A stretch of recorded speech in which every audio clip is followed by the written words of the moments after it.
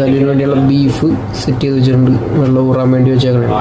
ബിന്ദാലു ഉണ്ടാക്കാൻ വേണ്ടിയുള്ള നമ്മുടെ സാധനങ്ങളൊക്കെ സെറ്റാക്കി ഇട്ടിട്ടുണ്ട്. അരിഞ്ഞെല്ലാം പച്ചക്ക് ഇട്ടിട്ടുണ്ട്. എന്നിട്ട് മസാലയൊക്കെ അടിയിലായിട്ട് ഇട്ടേക്കണത്.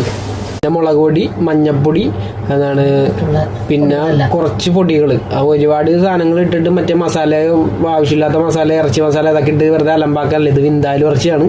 അപ്പം ഇതിൻ്റെ മസാല എൻ്റയർലി സെപ്പറേറ്റ് ആണ്. ഇത് ഞങ്ങളുടെ സ്റ്റൈലാട്ടാ, നാടൻ സ്റ്റൈലാണിത്. ഇതാണ് കടുക് പരിപ്പ്.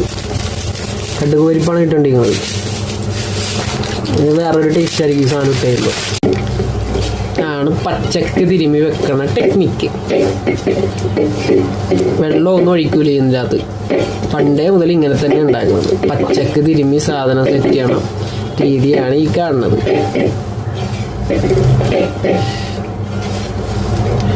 ഇറച്ചി എല്ലാം വലിയ പീസാണ്, എല്ലാം വലിയ കഷ്ണമാണ്. ചെറിയ കഷ്ണത്തിലൊന്നും ഉള്ള പരിപാടിയില്ല. എല്ലാം വലിയ കഷ്ണത്തിലേ ഉണ്ടാക്കുള്ളൂ. ചെറിയ ചെറിയ പീസൊന്നുമില്ല, എല്ലാം വലിയ വലിയ കഷ്ണങ്ങളൊക്കെ കട്ട് ചെയ്യുള്ളൂ.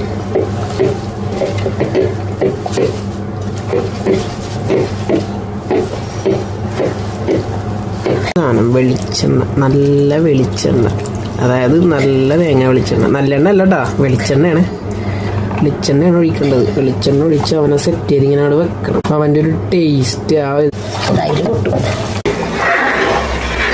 നമ്മുടെ ചിക്കൻ റെഡി ആയിട്ടുണ്ട് കേട്ടോ.